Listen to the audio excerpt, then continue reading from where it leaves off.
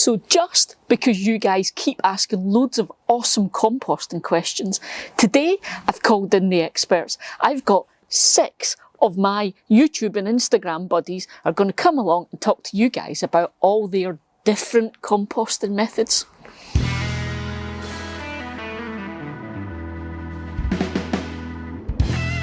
So we've got Jessie at plot 37. She's going to tell you all about her amazing 3-pallet system for composting, and she explains how it works. We've got gardener Scott, who's going to take you through Hugelkultur. This is one for all you raised bed gardeners out there. We've got Dan from Home Gardens. He's going to talk about the Dalek bins. You know, the ones almost everyone's got in their garden. He's going to show you how to make the best out of them. And we've got Thomas from London Worms and Garden, for all you guys that are interested in worm composting. We've also got Adam, otherwise known as CompostGuyUk, has come over from Instagram, and he's going to tell you all about Bokashi. Ooh.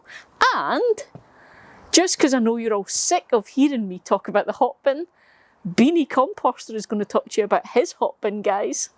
Right, I'm going to let them get on with it.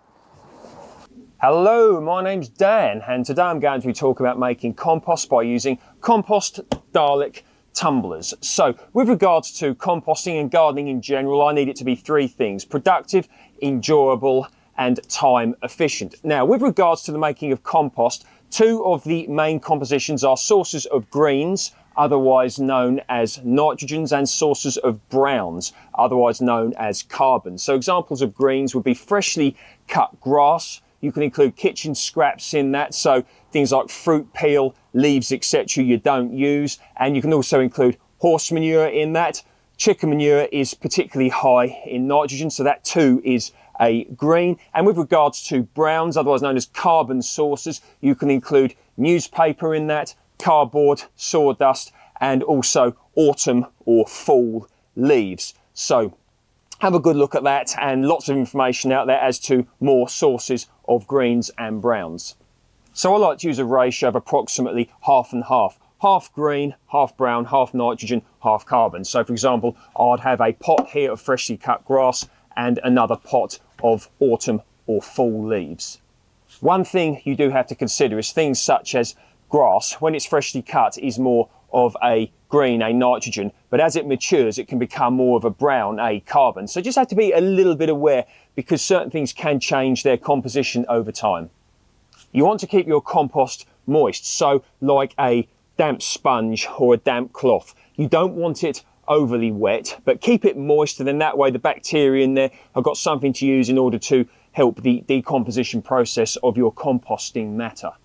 About once a month it can be good to turn your compost, meaning take it out and put it back in, or take it from this tumbler and say put it in that one, and then you can go vice versa. That way that can help to put more air in to further help the decomposition process. But I don't actually turn my compost at all. I can't budget the time in order to do that, but if you do, you could end up producing compost quicker than if you just left it to itself. Let's take some out the bottom here.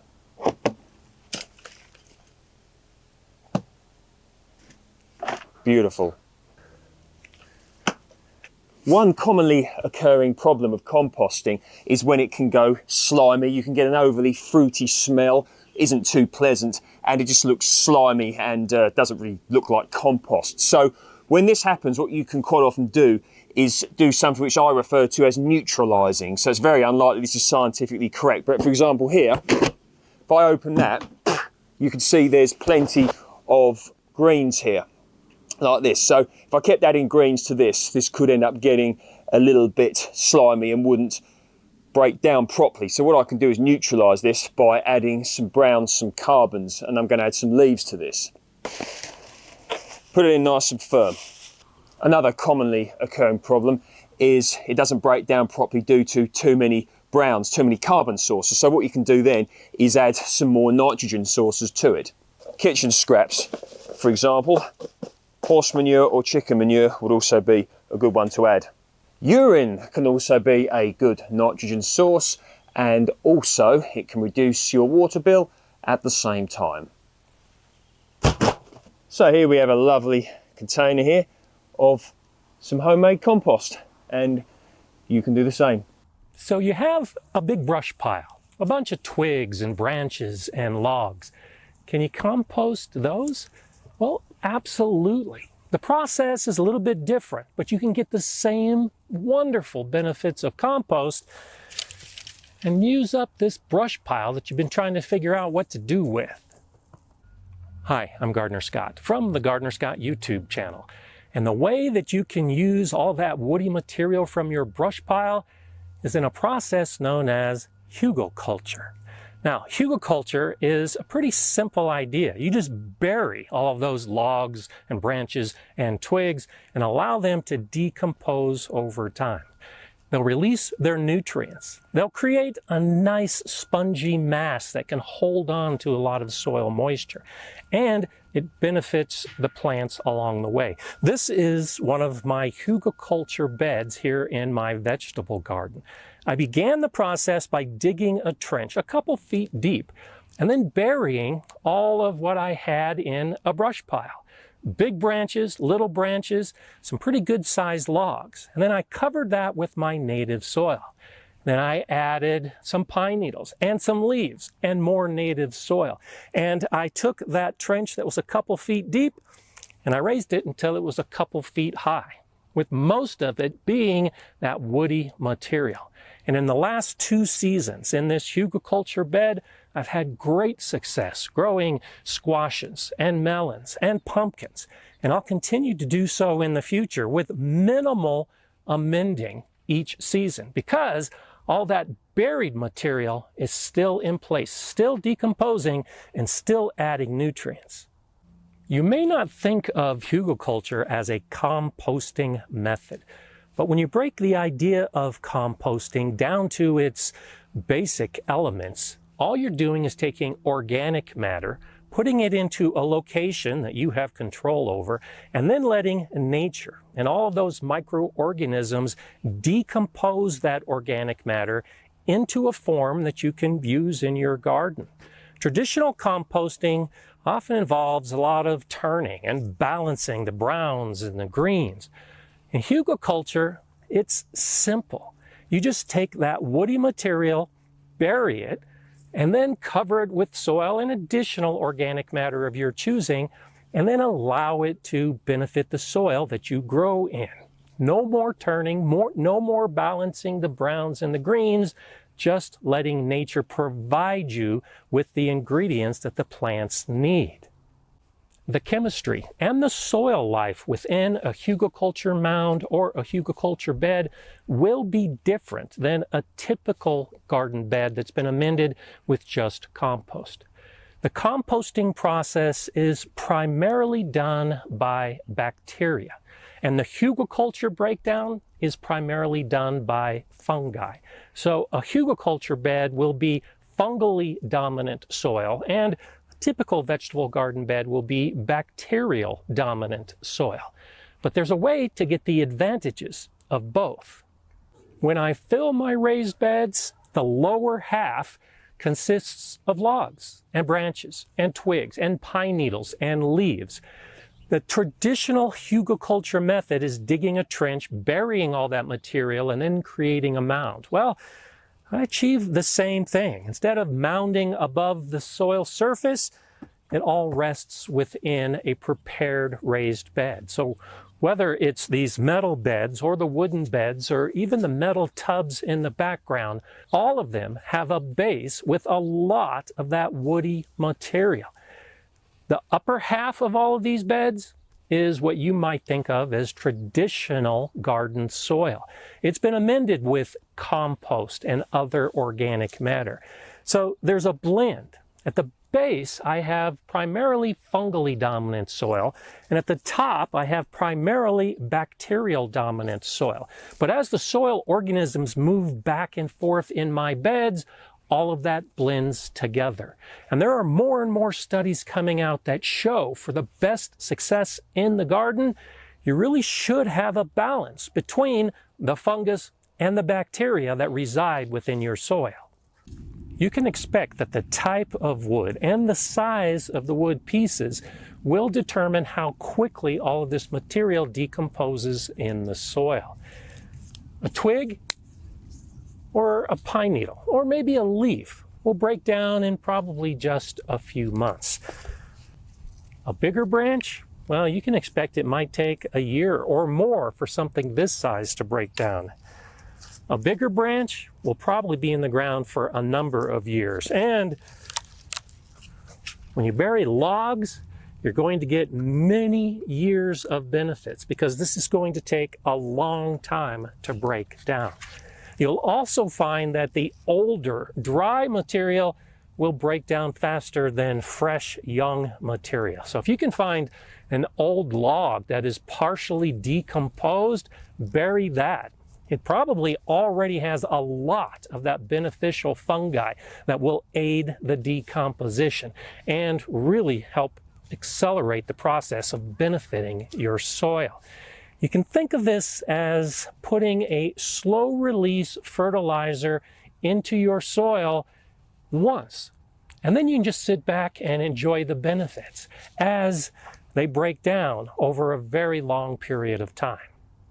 I have videos on the Gardener Scott channel that show how I created this Hugelkultur mound and how I use the Hugelkultur principles to fill all of these raised beds. So I encourage you to check some of those out to get additional information. I still do traditional composting, and I use that compost as amendments for my bed and as mulch on top.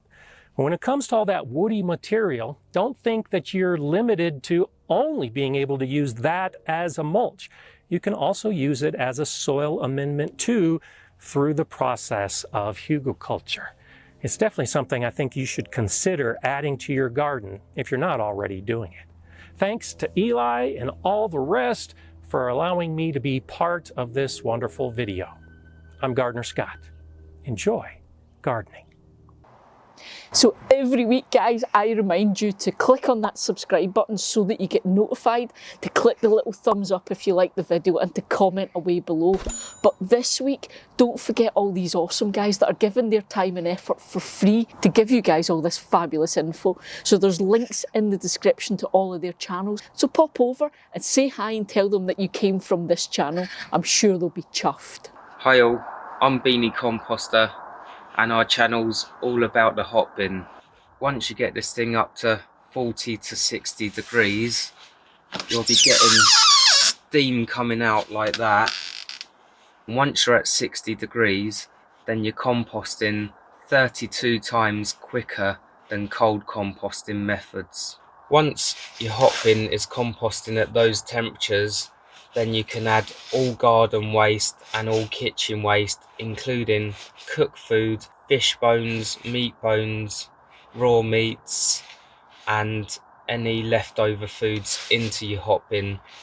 So compared to normal composting, you can literally add almost everything into this Hotbin. The insulated walls lock in the heat that is naturally produced by the bacteria, and that is what creates all your heat. When you are hot composting, and within 30 to 90 days, you could be producing compost that will look like this. So that's the good point about the Hotbin. You are able to produce good quality compost really quickly.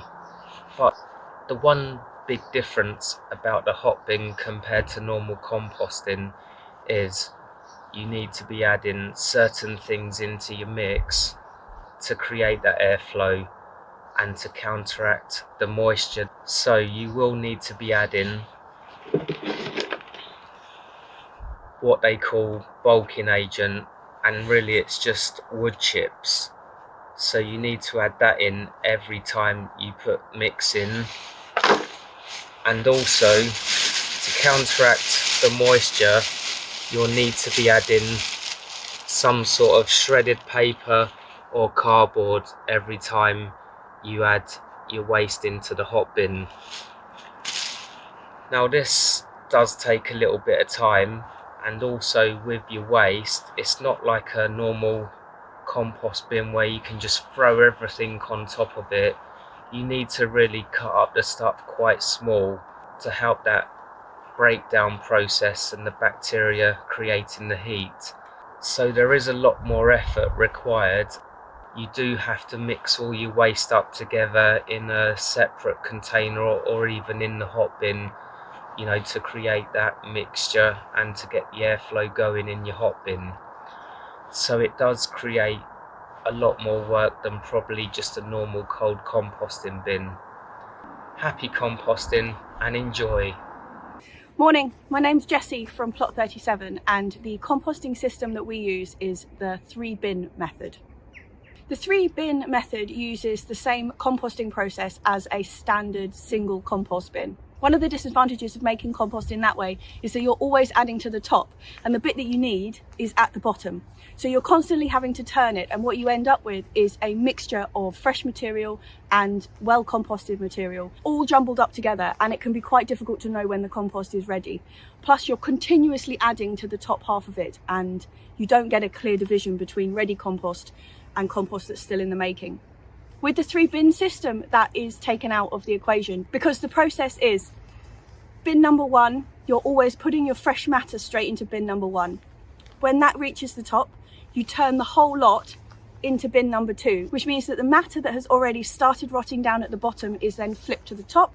So that's your turning process, jumbling up the bacteria that has really started to get to work at the bottom with the composting material, jumbling it up with the fresh, and you put that into bin number 2. And from the moment that it goes into bin number 2, you're not adding anything else to it. You just begin filling up bin number 1 again with the new stuff that you are cutting down and kitchen scraps and all that kind of thing that you would normally compost. Bin number 2 then happily starts rotting down, so it reduces in size quite a lot during that time, and it will become a semi-composted mass. During this point, you are filling up your first bin. By the time bin number 1 is back to being top again, you empty bin number 2 into bin number 3, and by that stage it is ready to use. You turn your full bin number 1 into number 2, that rots down, filling bin number 1 again. So let me show you our setup here. Please ignore the fact that there are actually 4 bins here. One of them is for leaf mould, because we compost our leaves separately. So here are our 3 bins. It's not the most glamorous part of the allotment, I'll give you that, but it does work. So our bins are made out of pallets, and bin number 1 is actually in the centre of the 3 bins just for ease of access. And it's the bin you've got most to do with day to day. The other 2 just kind of sit there doing their thing on their own. As you can see, we're about 3/4 full on this one. We've got asparagus and nasturtiums. This is all the stuff which has kind of been pulled out for winter. We also put a lot of cardboard, kitchen scraps and chicken poo in there because we've got the girlies. For tougher bits of foliage, like in this case it's dahlia stalks, we do tend to chop them up a bit smaller rather than using them whole, because they tend to be a bit stringy in the end compost. They don't break down entirely. So that's bin number 1, about 3/4 full. The front of the bins are removable. Bin number 1 needs its front put back on it actually, because it's getting past the height, but you can see bin number 2 has got its full height frontage on it.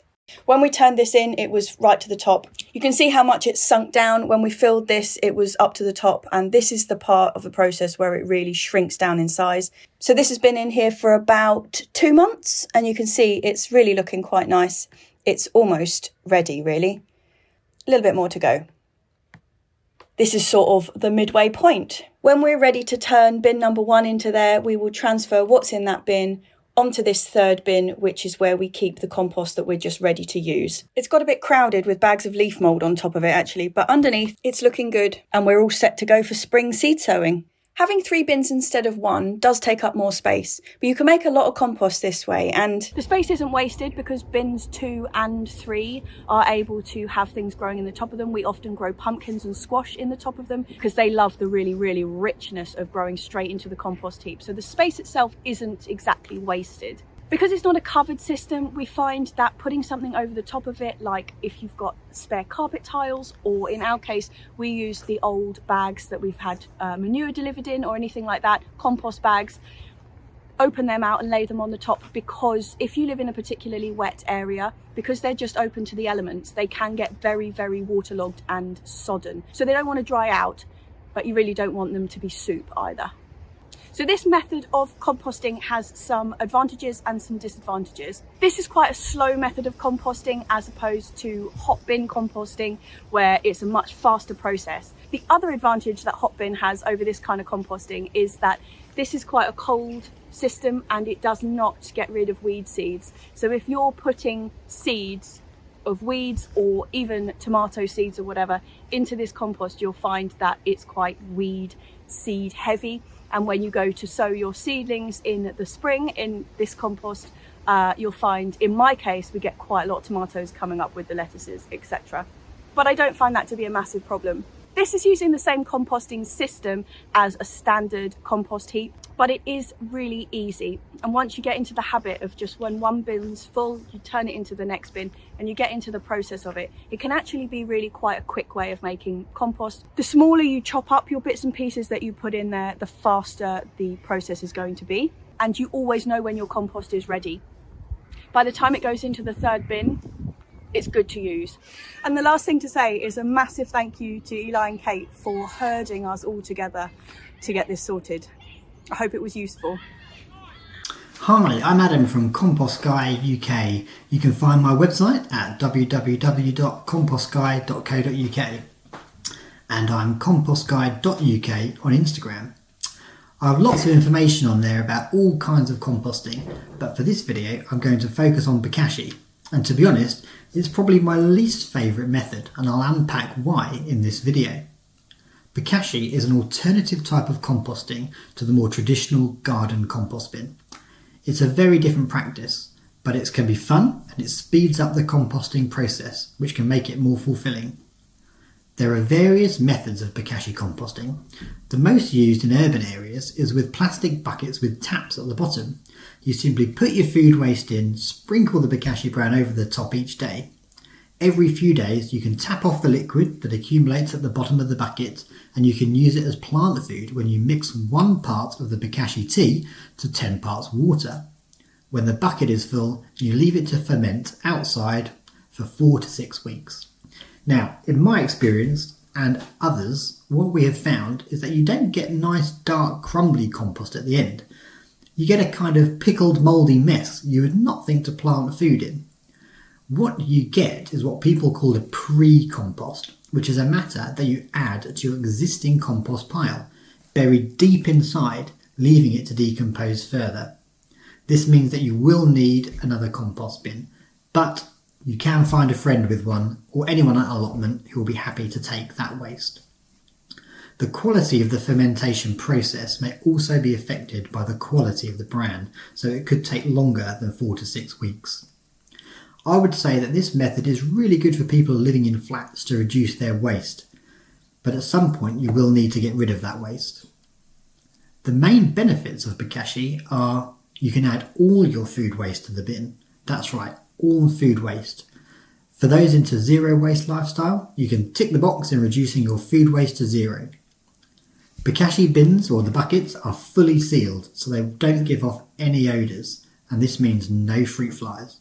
This is brilliant with small gardens and even those who live in flats. The bran actually really smells nice, like a brewery.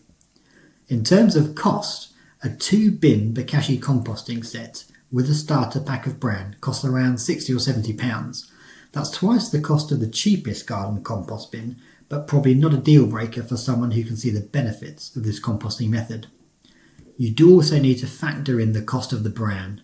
The bran costs around £15 to £25 for a 3 kilogram pack. And if we estimate using 20 grams a day, then you need 6 kilos a year, which is £30 to £50. You will of course be saving on a few bags of compost each year, as opposed to maybe 1 bag every 1 to 2 years with normal garden composting. So potentially the extra cost could be made up in a few savings. And I'll leave it up to you to decide if this is a good composting method for you. What I'm looking at and sharing with you is vermicomposting. It's how I do my composting. Vermicomposting is composting with worms, and in its simplest sense, you take your food scraps like this, you add it to a container, and it could be any size container and any type of container. That's one of the really big advantages of vermicomposting, and because it's a cool process, you don't need a large container and large volumes of material to create beautiful vermicompost. So when I feed the bin like this, bacteria and fungi are breaking down all these scraps, which includes cardboard, all of our cereal boxes and so on get vermicomposted. So fungi and bacteria are breaking that stuff down, and the worms are moving in to eat the fungi and the bacteria. And in the process, they slurp in the food scraps and they pass out. If you look at my channel, way back, quite a few years ago, I actually have a worm pooping on my hand. But this is what they will pass out. Beautiful, soft, light, friable vermicompost. Now,